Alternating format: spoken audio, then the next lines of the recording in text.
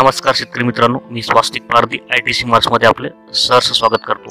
तर आज आपण आंबा झाडावरील गुच्छरोग, शास्त्रीय भाषेत त्याला मँगो मालफॉर्मेशन असं म्हणतो, याविषयी त्याच्या रोगाची लक्षणे, त्याची लागण कशी काय होते व त्यावर आपण काय काय उपाययोजना करू शकतो याविषयी सविस्तर चर्चा करूया।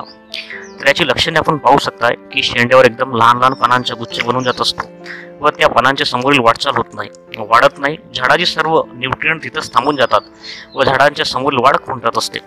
आता याची लागण कशी काय होते याविषयी चर्चा करूया। तर हे एक बुरशीजन्य रोग आहे, याचे विविध कारणे असू शकतात।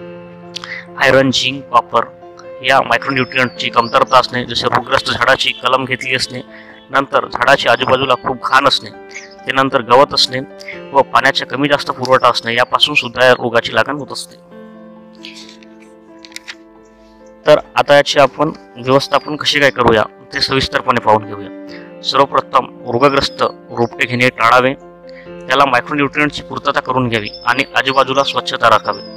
जर लागण झाली असेल तर गुच्छ असलेली फांदी 1 ते 2 फीट पासून कापून घ्यावे व दूर नेऊन नष्ट करावे आणि मँगोजिप किंवा कार्बनडाझिम स्प्रे केले की नक्कीच यावर कंट्रोल करता येईल। तर शेतकरी मित्रांनो, अशाच प्रकारचे नवनवीन व्हिडिओ पाहण्यासाठी प्ले स्टोअरवरून आजच ITC मार्क्स ॲप्लिकेशन इन्स्टॉल करा व अन्य समस्यांसाठी आमचे टोल फ्री क्रमांक 1800 10 30 545 वर संपर्क साधा।